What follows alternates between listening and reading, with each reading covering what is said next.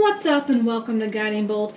I'm Jessica and today we're talking about how to deep clean our drip coffee makers.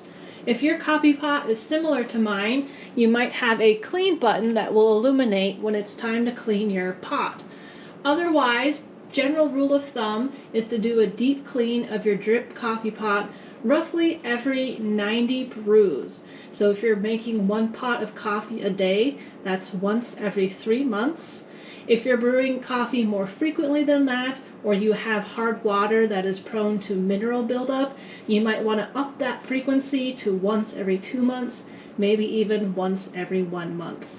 Alright, so to prep our coffee pot for cleaning, we want to remove any old coffee filters and grounds in here. So our coffee pot has this water filtration disc in it. This will be replaced once we're completely done with the deep cleaning process. But we're going to pull out the old coffee grounds, completely remove that filter paper. We'll leave those out for the cleaning. We don't need those in there. Next, we want to make sure our coffee pot is empty, and then we're going to fill our reservoir up. Now our reservoir, instead of just using water, we're going to use a mixture of distilled white vinegar and water. You want at least a 50-50 ratio of the two. If your coffee pot is dirtier, it's been a long while since you've cleaned it, or again, if you have hard water that's prone to mineral buildup, you will want to increase that ratio so there's more vinegar. My coffee pot holds 10 cups in it, and so I would want to do at least 5 cups of vinegar and then 5 cups of water. I'm going to up the ratio this time, probably go 7 to 8 cups of vinegar, top out the rest with water. With our old coffee grounds and filter removed, our coffee pot cleared and empty, and our reservoir filled up with our mixture of vinegar and water, we're ready to begin the cleaning process. If your coffee pot has a clean button like ours does, you can go ahead and press that clean button.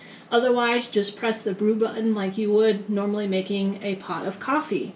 Once the vinegar cycle has finished running, we're going to repeat this process 2 to 3 more times using only water, no vinegar, and that will help flush the system of vinegar so that when you make your next pot of coffee, everything will be clean and it won't taste like vinegar.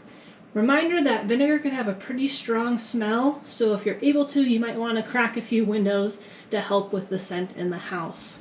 Outside deep cleaning your coffee pot, remember daily maintenance of it. Empty out the water reservoir, empty out your coffee pot when you're done using it every day, remove the old coffee filters. Basically, you want to open everything up and allow it to dry out because mold and mildew love moisture. With that, I hope today's video was helpful. Don't forget to give us a thumbs up, and we'll see you back here next time.